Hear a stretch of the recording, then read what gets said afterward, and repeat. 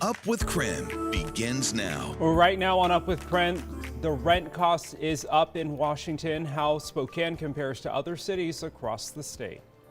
And of course, we're going to take you outside, talk a changing weather pattern and what that means for us as we kick off the week. Amazon controversy and your privacy. We'll explain how to opt out of their new service. We do begin, though, with breaking news. Comedian Hasan Minhaj is coming to Spokane this year. The First Interstate Center just announced the host and creator of the Netflix show Patriot Break will be here in November on the 16th. Very exciting. Yeah, absolutely. Tickets go on sale this Friday morning at 10 a.m. So get ready, get your tickets. And Tim, you excited? Wow. Okay. Admittedly, I haven't watched him before, but I know a lot of people on our crew. They're super excited that he's coming to Spokane. And yeah, this guy sounds awesome. Yeah, he's really funny. Even on Twitter, some of his tweets are pretty funny. So yeah. I've just scrolled through and gone, oh yeah, I know exactly who this is. So it took me a minute, but Hasan Minhaj, awesome get. And it's just a sign that things are returning to normal. I love that. Yeah, that's what I was going to say. You know, we love live shows, and it's finally starting to feel like we can go back to doing things like that. You know, Tim, we're moving forward. We're getting into summer. But one part of the world is saying, nope, we're not. It's snowing right now at Schweitzer. Whoa. There you go. Look at that, Tim. Look, no, that's real life. No way. That's real life. Is it going to be enough to get the skis out? No. Is it going to be enough that we have to worry about it down here at lower elevations? No. Is it enough to watch on this camera early on this morning and go, no way? Yes, that's exactly what it is. I can't get enough of this. It is snowing at Schweitzer right now. The snowflakes are coming down. You head down into Sandpoint, not so much the case. So it's all pretty incredible. Absolutely love it. It is great. And early on this morning, you can see rain now working its way back into Coeur d'Alene. This is yet another round of it. It's kind of been on and off early on this morning. And our temperatures are hanging out in the mid 40s. That's even in Sandpoint where rain's coming down as well. These kind of update every hour, so unfortunately it doesn't really depict what exactly is happening. What else is going on is that wind will eventually start to die down throughout the day today. It says isolated wind gusts this morning, but by this afternoon things should die down and clear out. But here you go. Spokane starting to clear out from some of those rounds of showers we saw a bit earlier, starting to dry out on the backside of this band of showers that's now moving into Coeur d'Alene. Rockford, you get a little bit of that. If you're heading up north, you're up in Newport, you're watching that rain kind of work its way out of there for you.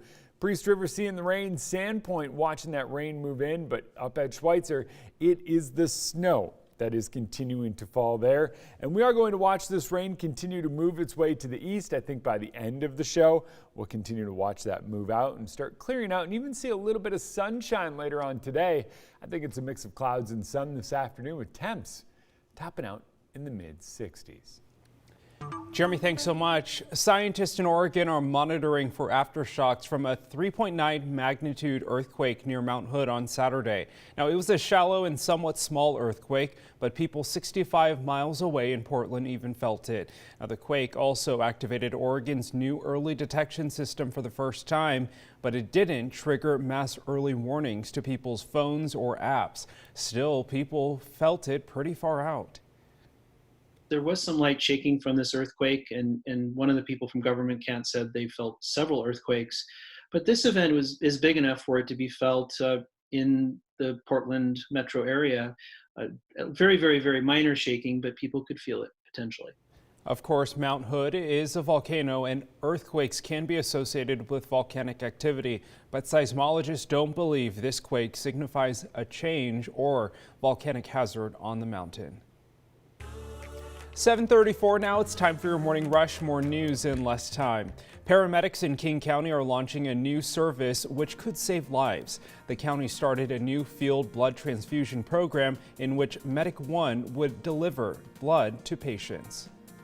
Giving blood at the point of injury is a life-saving measure. It starts the process of getting the patient to blood and getting them to hemodynamic stability versus having to wait to get to the hospital.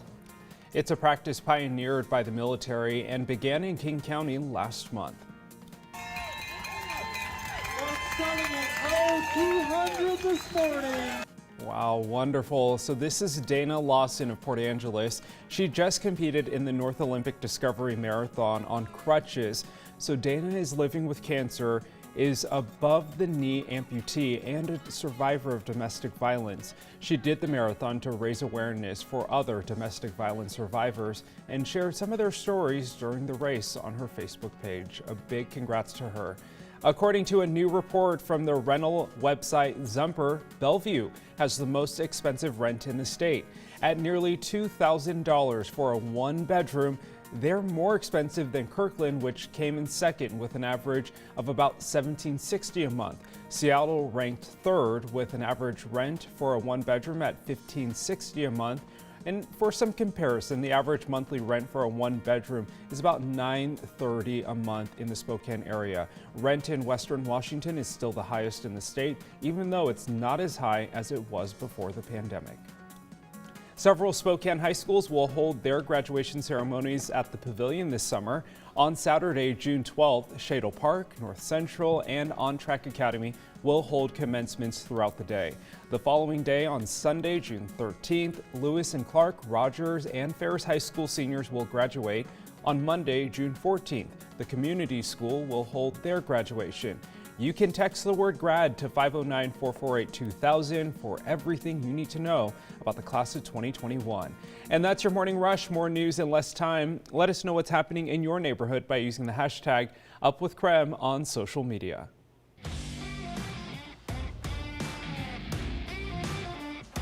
Ironman is returning to North Idaho this month. Oh yeah, be excited. In the past, this event was held the same weekend as Hoop Fest, but with Hoop Fest happening this fall, locals wanting to volunteer won't have to pick between the largest events in our region. That's right. Ironman event organizers say they are in desperate need of volunteers right now because usually at this point there's about 1,200 volunteers signed up, but race officials believe the pandemic has really scared others off. Yeah, Brandon T. Jones is standing by with updates how you can sign up.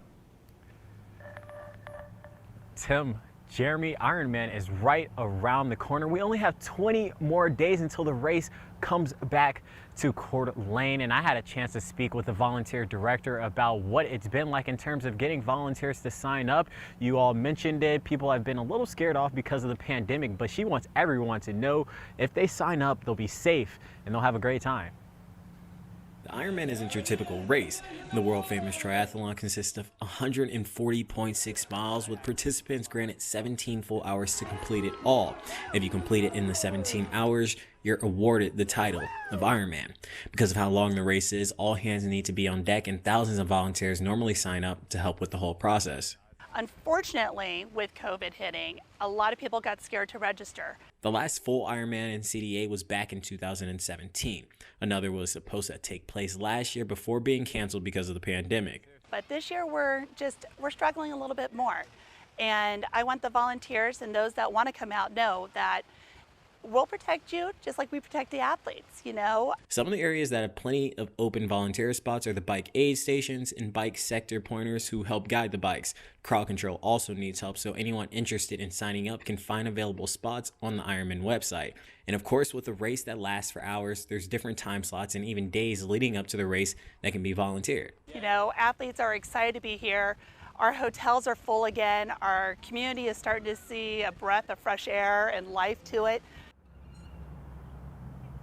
And it's really something excited to be doing. If you want to volunteer, please text us the word Ironman to 509-448-2000. We'll send you all the information that you need. And also, if you do volunteer, they have lots of fun with it. The volunteer director was telling me that they even set up themes for the tables that they have. Sometimes you might see a Christmas themed table. Sometimes you might see an Oompa Loompa themed table. There's all types of different themes. So sign up, volunteer, and help your community out and cheer on some of these top athletes in the world. Tim, Jeremy? Ooh, I'll be at the Christmas theme table. Oh, that sounds like a fun party. I actually thought this same thing. Now, my question is, if you volunteer to work at the Ironman, do you get one of those Ironman tattoos that so many of those racers have? Maybe not a tattoo, but a fun shirt for sure. Oh, okay. Well, then I can just basically say, I was at the Ironman. Yeah. I don't know if I'd want to commit that hard with tattooing for a volunteer. Yeah, all right, that's fair. That's fair. All right. Still a lot more ahead this morning on Up with KREM. The first lottery drawing for Washington's vaccine incentives is tomorrow, but not everyone is included as we first thought. After the break, we'll explain why veterans are excluded from the vaccine lottery. And of course, we're going to take you outside where another round of showers is moving through the region. Quickly, that will move into Coeur d'Alene. We'll let you know how long the rain sticks around. And wildfire season is here, and that means burn bans are going into effect. Coming up at the top of the hour, we'll tell you where to check for burn bans by county.